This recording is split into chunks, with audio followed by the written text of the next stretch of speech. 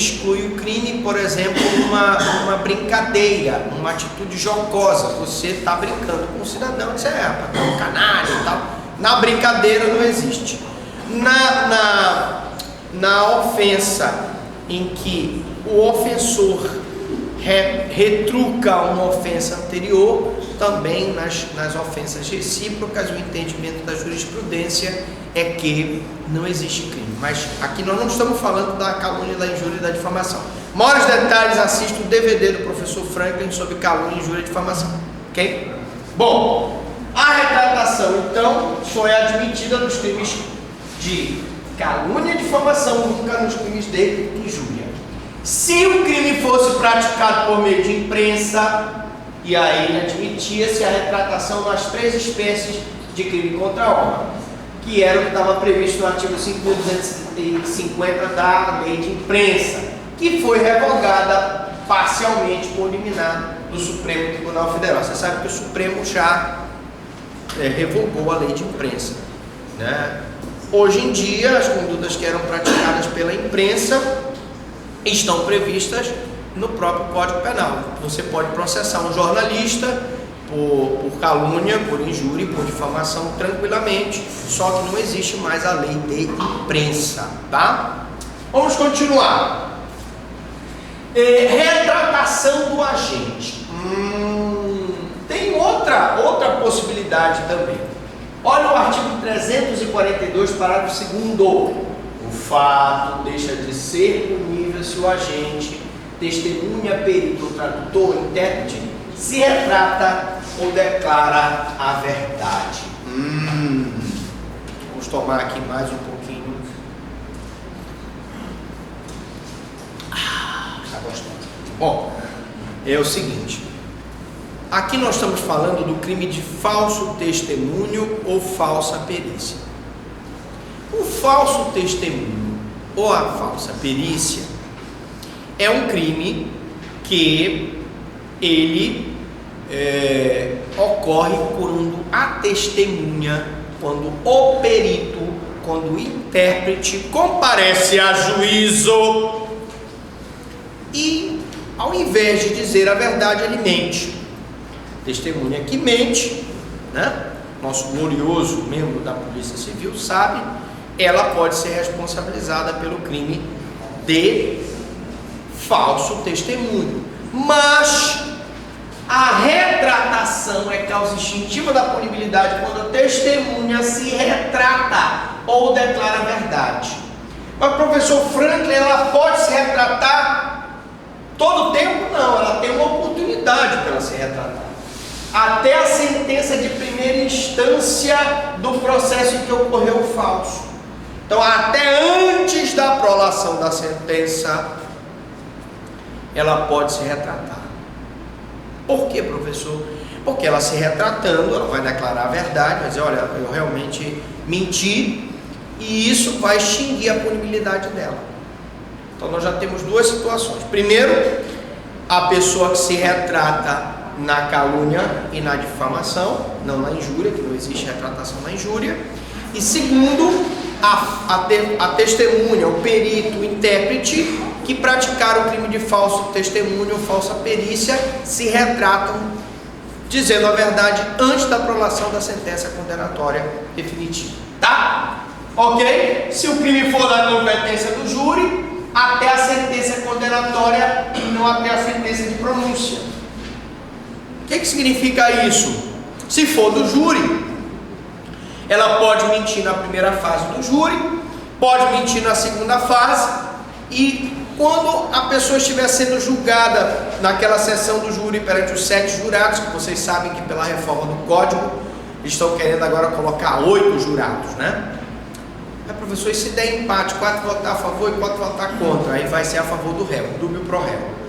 Então, gente, no júri, até a sessão da prolação da sentença, ela pode então declarar a verdade e se eximir da causa extintiva da punibilidade. A retratação de que trata o artigo 143 é pessoal, não se comunicando aos demais ofensores, já que o artigo 300, Já o artigo 342, parágrafo 2º, é comunicável uma vez que a lei diz que o fato deixa de ser punível. Vou explicar, peraí, calma. Você caluniou uma pessoa, você tem que se retratar. Se você e mais outras pessoas caluniaram e só você se retratou, só você será beneficiado pela retratação, que é causa instintiva da punibilidade. Agora, a falsa perícia, se os dois peritos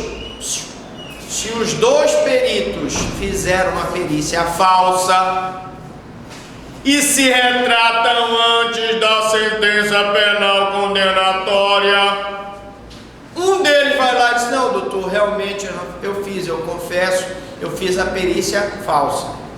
A retratação aqui é comunicável, ou seja, ela vai abranger o outro perito, uma vez que a lei diz o fato deixa de ser punível e não apenas o agente deixa de ser punível.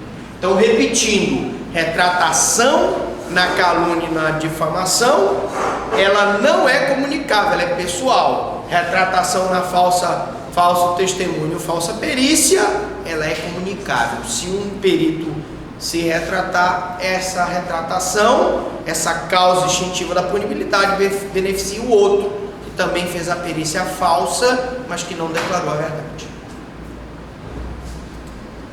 Ao contrário do artigo 143, que diz ficar, o artigo 143, que é o relacionado de crimes contra a honra, diz que ficar o querelado isento de pena. Então fica o querelado, só o querelado fica isento de pena. Só o querelado que se retratou. Os outros dois que ofenderam a honra não serão beneficiados porque não se retrataram. Então, um exemplo, um dos agentes que caluniou a vítima se retrata. Este que se retratou fica isento de pena. Os demais que não se retrataram responderão por calúnia. Deu para entender? Fácil. Esse rapaz, ele está atento. Você vê que é o óculos mais brilhoso da faculdade, é o dele. Bicho, eu acho que ele passa óleo de peroba nesse óculos. Pode ser. Brilha daqui, está me ofuscando o brilho desse óculos. Bom, vamos lá. Casamento do agente com a vítima. Professor, ainda existe essa causa de punibilidade? O agente, ele manteve, né, relações sexuais, está sendo acusado de estupro, vai lá e se casa com a vítima para se livrar do crime. Preste atenção. Essa causa instintiva da punibilidade foi revogada. Foi revogada a condição de casado como causa de aumento de pena. Não se justificava efetivamente essa causa de aumento de pena nos crimes sexuais, né? Aqui eu tinha primeiro a condição dele ser casado, né, e manter relações sexuais sem o consentimento do ofendido ou da ofendida. Ser casado ou não altera o conteúdo do injusto penal, salvo em termos morais. A ofensa ao bem jurídico, liberdade sexual, independe do estado civil do agente. Se no caso concreto essa circunstância contar com relevância, pode o juiz levá-la em consideração no momento da pena, nos termos do artigo 59, que trata das circunstâncias judiciais. Mas isso fica reservado para a excepcionalidade, não a regra. Então, foi revogada pela Lei 11.106, de 28 de 3 de 2005, a causa extintiva de punibilidade consistente no casamento do agente com a vítima nos crimes sexuais. Antigamente, vocês ainda são desse tempo? Provavelmente eu não, porque eu sou muito novo, agora que eu fiz 18 anos, mas enfim, houve uma época em que se o cidadão praticasse crime sexual com a vítima, ele seria beneficiado, não é isso? Ele seria beneficiado, o casamento dele com a vítima beneficiaria o agente. Então ele, para evitar, né, tipo aquela situação, né, ele vai reparar o mal que ele fez à donzela, né? Ele desvirginou a donzela, então vai se casar com ela, e hoje em dia não tem nada a ver isso. casamento não repara ninguém. A mulher não é porque ela teve uma relação com aquele cidadão, ela vai se casar com ele para salvar a sua dignidade. Isso não tem mais nada a ver, portanto, não existe mais a causa extintiva da punibilidade, casamento do agente com a vítima dos crimes sexuais. Eu expliquei no início da aula que o microfone está captando toda a conversa da turma. Por gentileza, vamos falar um pouquinho mais baixo. Obrigado. Então, a legislação brasileira era uma das últimas, se não a última do seu entorno cultural, que é da América Latina, que ainda previa em relação ao casamento com a vítima nos crimes sexuais a força extintiva da punibilidade. Cuidava-se de regra que exprimia a cultura dos anos 40, do século passado. O Código Penal é de 40, vocês sabem, mas vale o casamento para a donzela desonrada, que é a tutela penal da liberdade sexual. Muitas vezes o casamento era comprado, leia-se, era de fachada, com o objetivo exclusivo de safar o agente do crime de estupro, do crime na época de sedução. Todos esses resquícios dessa sociedade machista, que desconsiderava a dignidade das mulheres, devem ser mesmo abolidos do nosso direito penal, evidentemente, né? Não tem como você dizer que a mulher será ressarcida se o cidadão casar com ela. O casamento do agente com a vítima nos crimes sexuais, doravante, já não extingue mais a punibilidade por si só.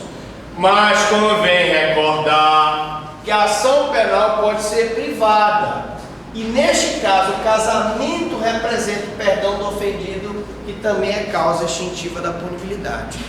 Se eu tiver um crime de ação penal privada, como calúnia, como difamação, e o agente se casar com a pessoa, com a mulher difamada, vocês vão de convir comigo que o casamento dela com ele é uma renúncia expressa ou um perdão, se ela já tiver movido a ação penal de calúnia. Hoje mesmo eu estava numa audiência e uma senhora, já com uma certa idade, ela estava, acho que separada ou viúva, e então ela começou a se engraçar por um outro... ele era, na verdade, zelador do condomínio. Ela pegou, pagou, tirou a carteira dele, colocou ele para ser motorista dela, e numa dessas que os dois foram ouvindo Lionel Richie. Vocês conhecem aquela música?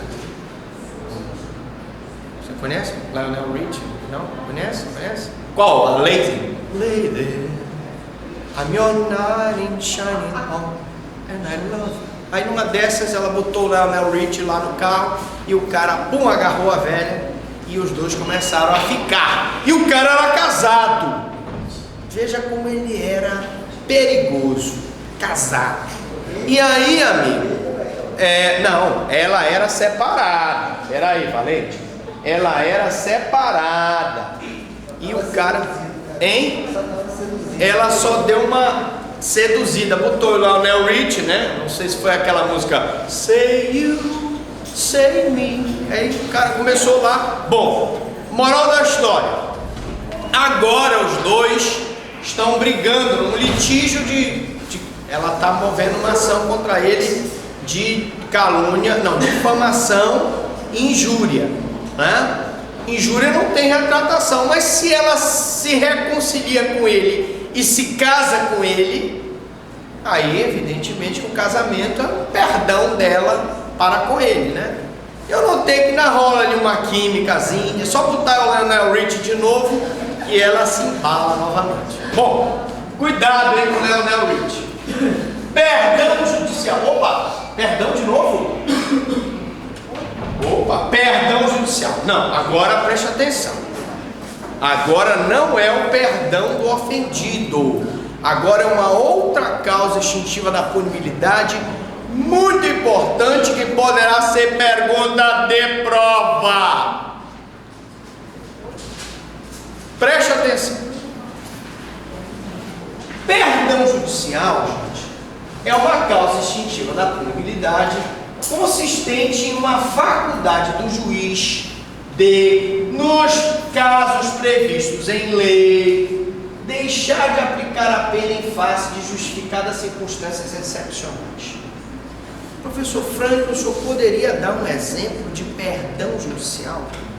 Vamos lá. Tem um caso em um cidadão que era cônsul de um, salvo engano, da Áustria. Ele se apaixonou por uma paraense. E aí viviam bem, tiveram 3 filhas bonitas, lindas meninas. Um belo dia ele resolve fazer uma viagem para o sul do Pará, para o sul do Brasil. E ele estava ali na altura de Araguaína em alta velocidade, e acho que passa, não foi verdade, ela ri, mas não é, ela pensando toda vez, ela está rindo ali, não é. Ele passa, estava em alta velocidade com o carro, passa um daqueles vaqueiros, acho que estava tosqueando o gado, alguma coisa assim, né? Tosqueando o gado, acho que ele fica ruim, tosqueando a ovelha, né? Mas enfim, seria um vaqueiro lá, em cima de um cavalo branco, um cavalo branco de Napoleão, né? O cavalo podia ser de outra cor, mas era branco. Bom, e ele, rapaz, deu uma porrada nesse cavalo, o carro capotou, ele matou o cavalo, matou o vaqueiro, matou a mulher dele que estava do lado, uma filha ficou paraplégica, outra teve perfuração no costela, baço, etc. Bom, moral da história, ele ficou todo quebrado também.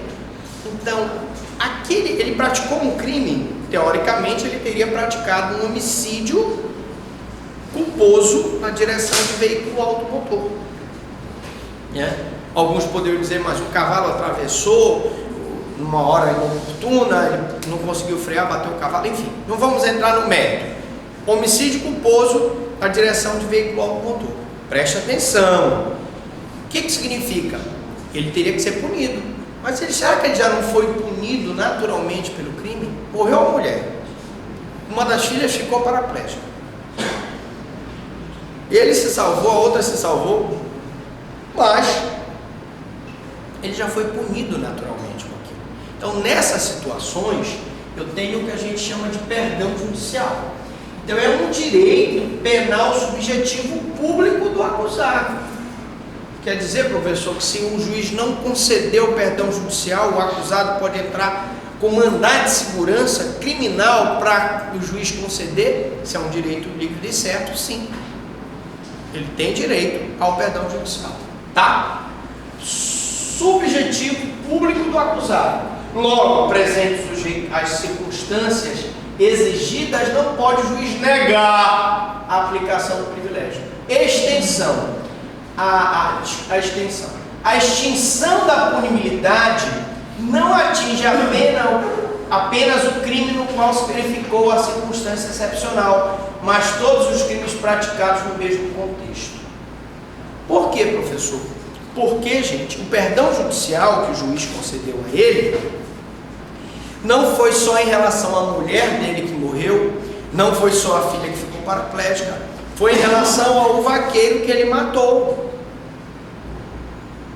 Ah, professor, mas ele matou uma pessoa, né, que não era da família dele. Mas o perdão abrange, não atinge apenas o crime pelo qual se verificou a circunstância excepcional, mas todos os crimes praticados no mesmo contexto. Exemplo, a gente provoca um acidente no qual morre sua esposa, seu filho e um desconhecido, que é o exemplo aqui, tá? A circunstância do artigo 121, parágrafo 5º do CP, que é o perdão judicial, só se refere à morte da esposa e do filho, mas o perdão extinguirá a punibilidade nos 3 homicídios culposos: da esposa, do filho ou da filha e do vaqueiro. Preste atenção. Penalmente, ele fica isento de responder, extingue-se a punibilidade, desculpem, em relação aos 3. Beleza? Tranquilos? Extingue-se a punibilidade em relação ao agente, né? Em relação ao crime contra a mulher, contra o filho e contra o vaqueiro. Muito bem. Agora vem o que é difícil. Isso aqui é uma questão dificílima numa prova de concurso, principalmente se a prova for subjetiva. Por quê? Porque os examinadores podem te perguntar assim: disserte sobre a natureza jurídica do perdão judicial,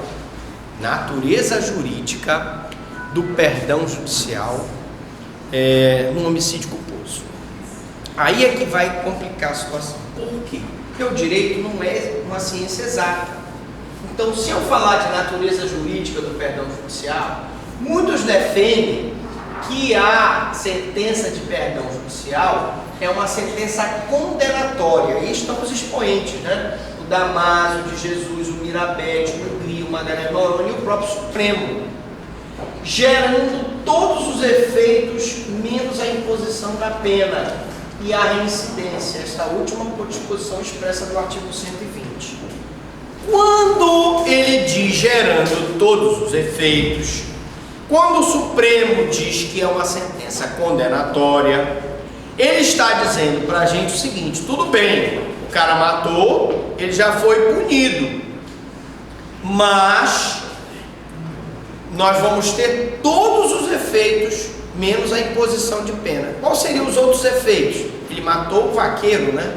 Se a mulher do vaqueiro mover uma ação de reparação do dano contra ele, ela não vai ganhar uma indenização? Foi o marido dela que morreu? Era um cavalo de raça que ele matou, vamos supor. Não vai ter que pagar também o preço do cavalo que foi morto no acidente? Vai ter que pagar. Então, o perdão judicial, ele fica perdoado a nível criminal, mas ele não fica isento de pagar uma responsabilidade civil. É isso que o Supremo diz, ok? Então, corrente do Supremo, condenatória, a natureza jurídica da sentença do perdão judicial é condenatória, subsistem todos os efeitos. Basileu Garcia entende ser ela uma sentença absolutória. E se fosse uma sentença absolutória segundo Basileu Garcia, a sentença absolutória isentaria o agente do pagamento da indenização nocível, ou seja, se a natureza jurídica for absolutória, conforme prega Basileu Garcia, nós teríamos então uma decisão em que a mulher do vaqueiro morto não poderia acionar o agente para pedir uma indenização pelo fato. E o STJ já se manifestou ao editar a súmula 18, cujo enunciado é o seguinte: a sentença concessiva do perdão judicial é declaratória de extinção da punibilidade, não subsistindo qualquer efeito condenatório. E o Delmanto comunga do mesmo entendimento. O STJ diz que é declaratória de extinção da punibilidade e não subsiste num efeito. Se não subsiste num efeito, a mulher do vaqueiro também não poderia ajuizar e pedir a indenização. Mas vocês vão te convir comigo que o mais justo é sim perdoá-lo criminalmente pelo fato ocorrido, mas não impedir que terceiras pessoas possam ajuizar uma ação de reparação do dano em favor dos seus entes queridos, porque seria injusto impedir esse tipo de ação. Na lei, atenção, mais alguns casos de perdão judicial. Na lei de proteção às testemunhas, nós temos uma hipótese de perdão judicial, que é a lei 9.807/99. Na lei de sonegação fiscal, nós temos a primeira hipótese, que chama-se o acordo de leniência, que é a lei 10.149/21 de 1200, e eu vou te dizer que é o acordo de leniência. O acordo de leniência, vocês viram agora esse escândalo do metrô de São Paulo, que as empresas, a Cimes, está sendo acusada de ter pago propina. A Cimes fez um acordo de leniência. O que é um acordo de leniência? Eu delato todas aquelas empresas que participaram do esquema de corrupção para que o juiz perdoe a Cimes e não aplique a pena a Cimes. Isso é um acordo de leniência. tá? Também eu tenho a extinção da punibilidade pelo pagamento do tributo. Então, se você pratica um crime de sonegação fiscal, se você paga o tributo que você deve, você pode ter extinta a sua punibilidade pelo perdão judicial. Também, na lei 10.684, que é o PAS, o que é isso aqui? É quando você deve, você financia o pagamento do tributo e começa a pagar o tributo. Eu não vou entrar aqui no mérito, porque não é aula de sonegação fiscal, mas se você quitar esse pagamento parcelado do tributo, você pagando todo o tributo, você também pode ter o perdão judicial do crime de sonegação fiscal. Nos juizados especiais, a composição dos danos civis, artigo 74 da lei 9.099. O cidadão brigou com um cidadão, outro cidadão na festa, né? Ele vai numa audiência preliminar no juizado especial, e lá no juizado especial, então, ele compõe, diz: olha, eu te dei um soco, você ficou lesionado, quanto é que é a tua despesa? Eu gastei R$500, né? E aí, gente, ele paga os R$500, ou paga os R$1.000, indeniza o cidadão, e essa composição civil é também uma hipótese de perdão judicial. Também a suspensão condicional do processo, em que o acusado que praticou o crime de médio potencial ofensivo, que é aquele que a pena máxima é superior a 2 e a pena mínima não é superior a 1, ele, na suspensão do processo, ele indeniza a vítima pelos prejuízos sofridos, e essa indenização, essa reparação, enseja o perdão judicial na suspensão condicional do processo da lei 89, artigo 89 da lei 9.099. Na próxima aula veremos uma das aulas mais importantes do nosso curso, prescrição. Não percam!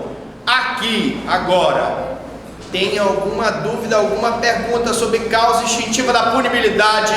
Fale agora ou se cale para sempre.